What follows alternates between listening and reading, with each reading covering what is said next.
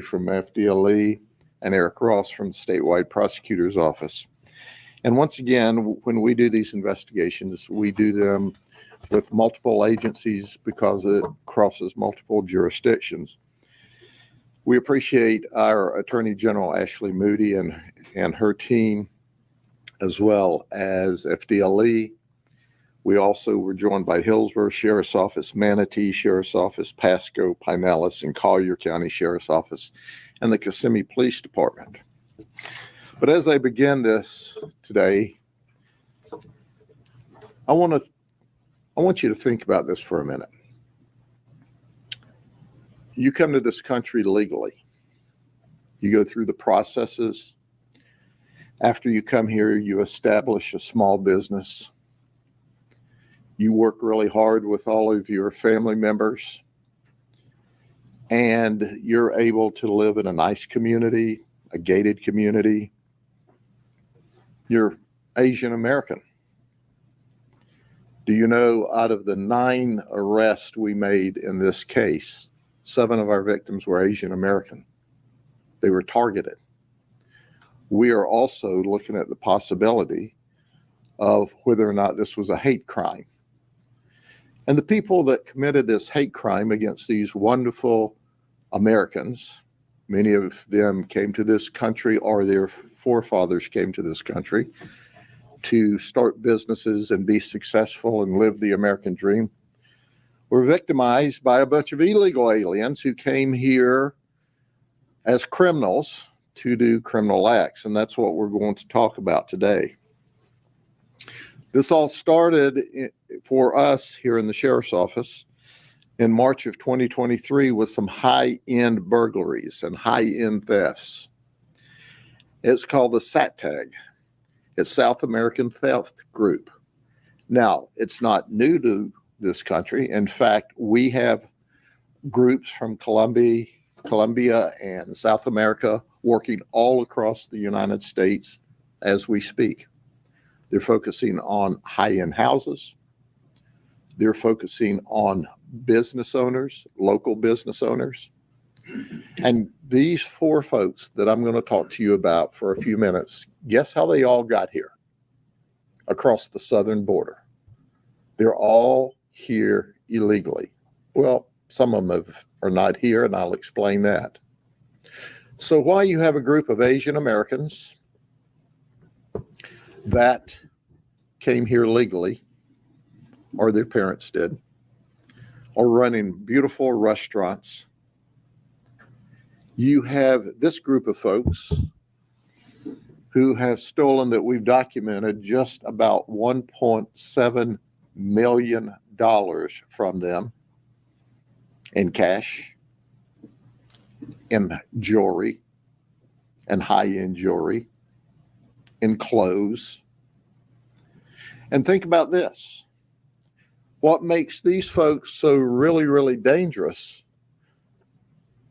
They are professional burglars. This is organized retail or organized criminal conduct at retail facilities such as our Asian American restaurants.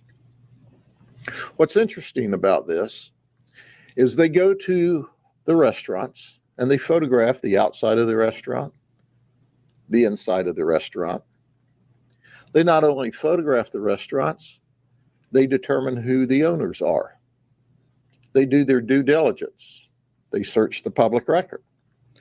They identify the owners. They set up surveillance and counter surveillance. They follow these people to their homes.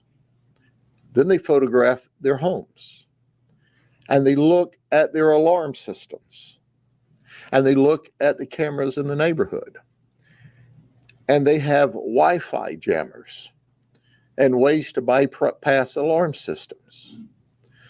And then once they have their victims patterned, then they attack.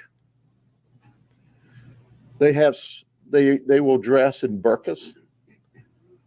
They will dress in lawn maintenance equipment, uniforms, like they're there with the lawn service.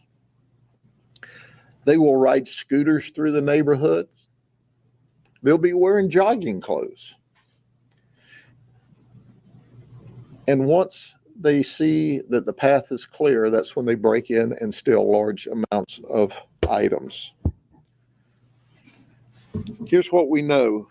This group, we've solved one burglary, Pasco solved one, Pinellas solved one, Manatee solved one, Hillsborough solved 5, and Collier County has solved one. That's the $1.7 million in loss. But there are many other burglaries. And in addition to that, these folks came through areas like Kansas and New York, and we suspect when this video and this press conference is released, we'll have law enforcement detectives scratching their heads who are working high-end burglaries, going, my goodness, that's the exact profile of what I'm looking for as well. It's scary when you think about it. Once again, these folks come here and they have successful businesses. And it's reported to us at least one of the businesses has been totally wiped out. In fact, they're not even open any longer. And then we get to the point that I want to make. The key to solving this crime all began with a simple traffic stop by a deputy sheriff assigned to Eagle Lake in Polk County. One of our deputies stopped this car for a traffic violation. We were able to put all 4 of these people together in the same car. And we made the appropriate charges, but more importantly, that young deputy documented everyone that was in that car on that day. Our detectives who had been working diligently to solve this, because these burglars are very, very good, said, we've got our toe into the door now. So our team set up with FDLE and the Hillsborough Sheriff's Office. We followed these folks and we followed them from their home in Orange County in 2 different vehicles. As they came through Polk County, they stopped in Plant City. Guess what they did in Plant City? They started surveilling their next victim. So we watched that, wondering if that's where the hit was going to be. Then they left there and went further into Hillsborough County, into the unincorporated area. And they stopped to change clothes, to get in their burglary clothes. And then they stopped to steal a tag and put it on the vehicle. And then they went to attack the house. Well, because of the incredible work by my detectives, the incredible work by the Hillsborough detectives, the incredible work by the FDLE agents, we were able to arrest them in that burglary. And I'm going to give you the date on that. It was actually on April the 23rd of this year. And I want you to follow that April the 23rd as I go forward. We served subsequent search warrants and we recovered very little property. Very little. We got very little evidence. They are moving their stolen goods out of the area quickly. They use different names. And their goal is they have no fear. And why do they have no fear? Because we don't have a broken immigration system in the United States of America. We have a non-existent immigration system in the United States of America. Now, if you will, go with me for a few minutes. I've got to read this because it's so complex, but I want you to get an idea. Let's start with Geraldine Galano Perez. She's 33. She has a long, violent criminal history in Colombia. She comes to the United States across the Mexican border. She's a catch and release. So she enters on July the 13th, 2021. They catch her and they give her a notice to appear. And guess what? Does she appear? No. So they catch her, they give her a notice to appear, and poof, she's gone. By the way, they'll give you a plane ticket so you can fly to wherever you want to go. And that's at the taxpayer's expense. So on 12/15/22, and then again in 23, the federal judges in New York ordered her removal. On 4/23/24, that's the date we arrested her, we put her in the Hillsborough County Jail under a $32,500 bond. She bonded. She was turned over to ICE. ICE said, now keep in mind, there's an order of deportation in place. We don't have any room for her. There's an order to move her. We don't have any room to hold her. So they release her, and she's bonded. She was supposed to have a state-ordered GPS put on her if she made bond and was released. The federal government said, we don't have any GPSs. So did they hold her and refer her back or get the state to come over and put a GPS on her? Of course not. So we scrambled around, our detectives, when we heard, hey, she's about to be released because we know she is smoke in the air. She's gone. And we get an arrest warrant for her. And we put her in the Polk County Jail. Are you ready? In the Polk County Jail, she's got a $5.6 million bond. And we know exactly where she is. Because you see, we have a criminal justice system in Polk County. We have a system where we're not going to let these folks torment people in our community. She's got dozens and dozens of charges pending against her. And she is a very, very violent, dangerous person. Where her boyfriend is Milton Sierra. Now listen, follow me for a second. Geraldine and Milton. Doesn't that sound like Hispanic names to you? Just saying. Her boyfriend is 25, so she's a cougar. And he comes across with her, so he's a catch and release, where they give him a notice to appear. And he is remanded to have a GPS at some point in this process. And it's so confusing. Understand, I'm boiling this down. So does he show up for his notice to appear? Of course not. Does he ever get this GPS put on him? If he does, it's removed. He removes it. So once again, on 12/15/22, and then again in 23, the courts, the New York judge, federal judge, orders him deported. So he's arrested on April the 23rd by all of our team for this burglary, where his bond is $32,500. But he is turned over to ICE. They send him to the Chrome Detention Center. They're about to deport him, okay? He's on his way out.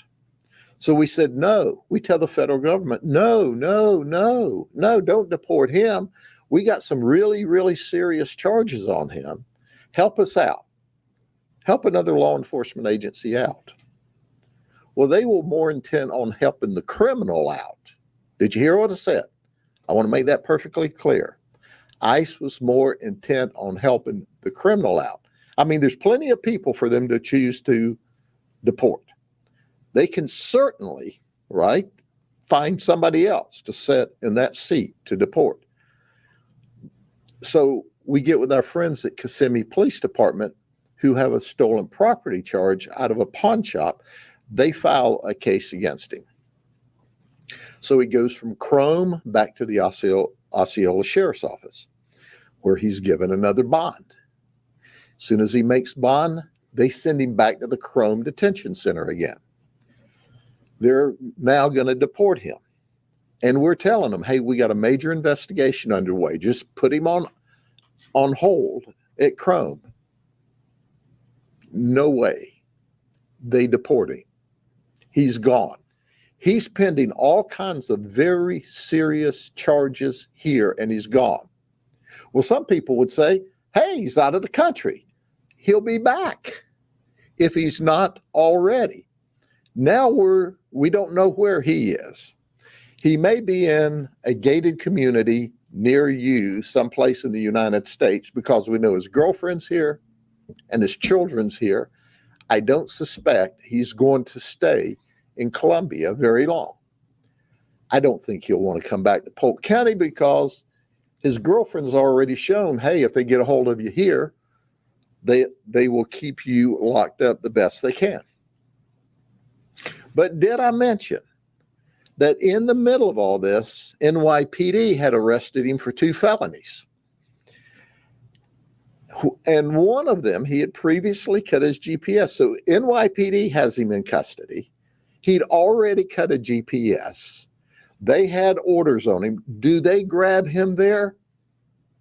NYPD is not allowed to talk to ICE. So he's released from NYPD's felonies, and they still have charges pending on him there. Well, Jason Ruiz is 42. He says, we're all friends from our border days. At least that's his statement.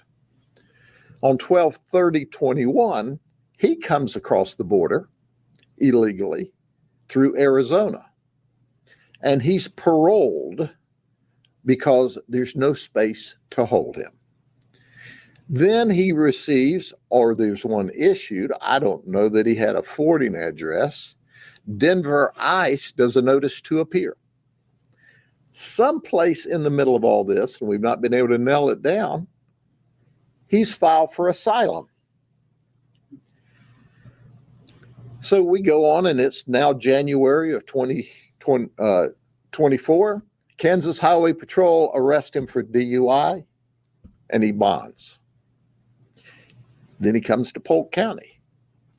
We arrest him for no driver's license, and he bonds. We report all of our arrests to ICE. Do they put a hold on him? No. I imagine Kansas reported him to ICE too. Obviously, they didn't hold him because we arrested him. The 4-6 arrest for no driver's license is how we got into this thing. And then, of course, he's arrested when we catch him with our team with a burglary in progress. Now, when we arrest him in Hillsborough County, he's given a $32,500 bond. Okay? And he bonded. He posted it. ICE looks at him and goes, hey, he's here on an asylum status, and they don't hold him when he's turned over to them. So he's out again, free. So we're scrambling around, and we arrest him in Orange County, and we ask Orange County, hey, would you put a GPS on him? Orange County, Florida says, we don't have GPSs. So we have him turned over to us. We run and file some additional charges. He makes bond again with us. We report him to ICE. They won't pick him up because he's on asylum status. We put a GPS on him, which is the most we can do. 2 days later, he cuts it, and he's in the wind. He's gone. Sayonara. I don't know the Spanish version of goodbye, but anyway. Adios. So he's gone. He's in the wind. So this one is in the wind. Compliments of ICE. This one's in the wind. Compliments of ICE.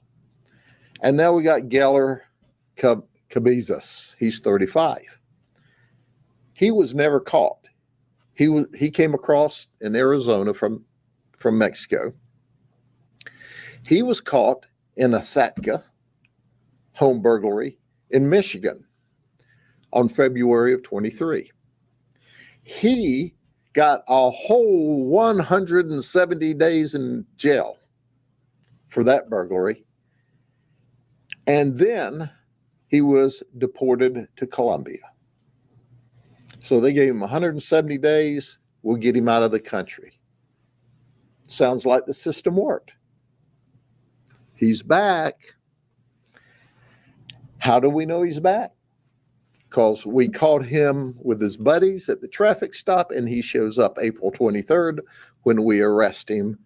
He has a $32,000 bond. Now he's charged with aggravated reentry, and he's currently in the Pinellas County Jail on a federal hold. He's already pled guilty to the reentry, and he's waiting for his sentencing in September. Now, what he wants is to get deported. That's his hope. But what he didn't count on was Eric and his team, with all of the investigative resources that we provided the statewide prosecutor, of filing racketeering charges, which is a first-degree felony, subject to 30 years in prison, and conspiracy to RICO. And we've got lots of other charges on the way. But let me put this in perspective. If the fact that the southern border is not a cancer on the entire United States, the fact that the criminals are coming through the southern border with enough fentanyl that they've killed 225 or 250,000 people here, now we have these organized criminals coming through the southern border, targeting legitimate Americans, legitimate small business people, and looking for people in gated communities in nice houses with money and jewelry. And they're focusing on you next. So I want you to know, while you live behind your gated wall, in your nice house, with your security cameras, these people are coming after you too. And they're able to do that because you have a non-existent, let me say that one more time, just in case you hadn't gotten it yet, a non-existent system to keep these criminals out of our country. We don't have a failed immigration program or policy. We have a non-existent program. They can't keep them out. They don't fear the criminal justice system. From the time they enter, they fail to appear. They don't intend to go by any of society's rules. And then they steal millions of dollars. And in other parts of the country, as you've heard before, they're sexually battering children. And it could all be controlled with an immigration policy that says you'll come here legally, like our victims, our Asian American victims did. You'll come here legally so we can vet you, and you're not going to come here on catch and release.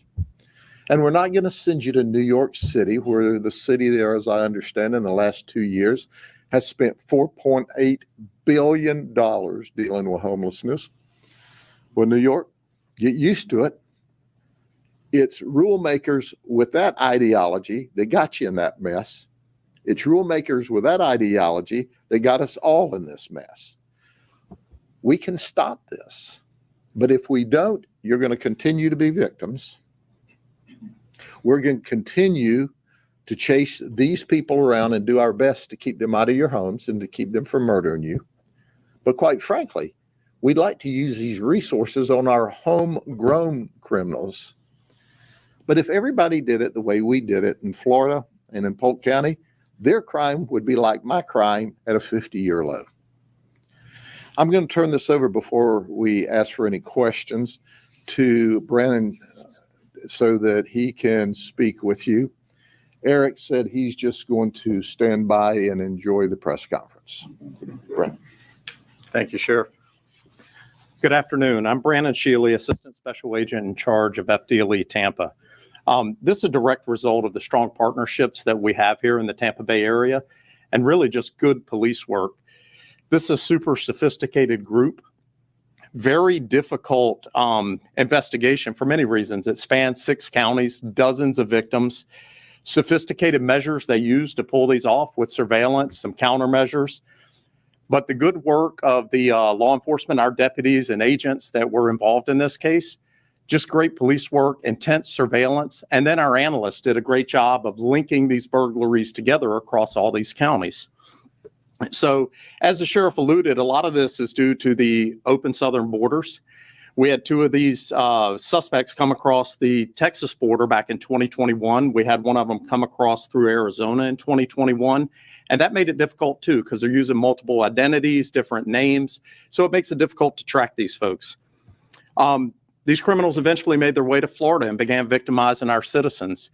The sheriff said it best. We're a law and order state. Under the leadership of Governor DeSantis, Attorney General Ashley Moody, FDLE Commissioner Mark Glass, and strong sheriffs like Grady Judd, that's not something we tolerate here in Florida. We're a great place to come visit. We're a great place to come raise a family, but we're a law and order state. We're going to continue to go after criminal organizations like this. We're going to meet these challenges head on, and we're going to make sure these partnerships stay in place because that's the way we solve these crimes. I mean, 6 different counties, it's very challenging, but strong partnerships will solve this problem. Thank you, Sheriff. Thank you, Brandon. And guess what? We're going to do our best to keep these people locked up in jail for decades. But who's going to pay for that? The local taxpayer, because the federal government won't do their job. That's the bottom line. And you know what? The federal government's going to continue what they're doing as long as the public allows it. And right now, the public's allowing it. Because if the public pressure were there, they could stop this border crisis today. They don't choose to do that, and they don't care that you're a victim. Any questions? Sure, just to go back a little bit, you mentioned that you didn't find a lot of stolen products on them. We spoke to a pawn shop owner who said that he's out like $10,000 because of this situation. So could you speak to how they went to the pawn shop? Sure, they went to some local pawn shops, but we caught on to that pretty quickly. And they figured out that we were on their trail as well. So they have moved to different methods. And that's still under investigation, whether it's pawn shops in another state or whether they boxed it up and sent it back to relatives in Colombia. That's still to be investigated. But what we know is they were stealing great quantities, and there is not a trace of hardly any of it left here. They were like falsifying passports. There's some of them had a legitimate passport. So how did they get that? A legitimate under that name. They were falsifying, but you don't need a passport when you come here illegally anyway. And quite frankly, I can't share my frustration enough with you and with the community that we can control and deal with this. But as a government institution, the federal government refuses to do that. They refuse to do it. And as a result, they're victimizing hardworking people. They're victimizing small business. They're victimizing people who live in gated communities. So no one is being left unattacked by these illegal immigrants that come here for no purpose other than to commit crime. And at the end of the day, I understand why you can't get excited about 4 organized burglars stealing a lot of stuff when you can't get excited about 250,000 fentanyl deaths, all caused by the same kind of people smuggling that drug through an open border. So at the end of the day, they're laughing at us. There's no accountability. There's no responsibility. They come and go, and they're praying that they can just get deported, and then they'll go back, they'll realign, change their names, get some more identification, and come back and do it again. And then the federal government will give them another free ticket to fly any place in the United States, and then put them up when they get there, all at our taxpayers' expense, billions of dollars a year. Okay? Sheriff, quick question. Were they, to get into neighborhoods, were they pretending to be employees of Xfinity or like other companies? Was that part of the getup? Well, as you know, it's not very difficult to get into a neighborhood. You can follow in someone else that's coded in. You can hop the gate and walk in. So there was different ways they got into the community, but then they would dress as if they were part of the maintenance crew or the lawn crews, or they were out jogging, or who's going to stop a lady in a burqa who's out walking for her afternoon walk, right? They did an exceptionally good job. These folks are very good at being organized criminals and stealing your stuff. Anything else? Yeah, we're talking about these Asian American families, owners of restaurants. Could it be that they target them because usually these type of families, they handle a lot of cash and probably they were bringing the cash to their houses and... Well, first and foremost, I think they focus on these Asian Americans because they're good business people. And of course, the good business people make money. And when you make money, you buy nice cars and nice houses and nice clothes and nice jewelry. And it breaks my heart because these Asian Americans came here for the American dream, and we welcome legal immigration into this country. This is the land of opportunity. This is the greatest country in the entire world. And why we want to dumb it down to the other countries, I have no idea. But it's actively occurring when you allow these kinds of people to come here. And they targeted, when 7 of our 9 of the ones we've arrested, of the cases we've cleared by arrest, were Asian Americans, that tells you they were targeting Asian American successful businesses. And I can tell you that some of the finest sushi I've eaten in Lakeland is at one of the victims. So it breaks my heart. It doesn't have to be. And that's the frustrating thing about it. It doesn't have to be. What do you tell those Asian American families? I mean, should they be on the lookout or paying more attention to, people following them potentially? Well, certainly that's an issue. And that's one of the reasons for the press conference today is everyone who owns a small business. There was a couple of small meat packing companies that were targeted. If you are a small business that deal with a lot of money, and many times your whole family works in the business. So once they pattern you and see, well, there's mom and dad and 2 teenagers, and the teens are at school, and then after school they go work in the store, and gosh, look at the parking lot at lunch and dinner. It's a vibrant store. It's making a lot of money. You take the photographs, you set up the surveillance. That's the intimidating thing about this. They followed these people back and forth and patterned them. And the federal government allowed it. The federal government allowed those burglaries to occur, allowed those people to be victimized because they won't do their job. And the immigration and ICE guy on the street is just trying to follow whatever policy comes down this month. It's not his or her fault. The worker bees are just doing what they're told. It's the bosses that are responsible. And it's very sad.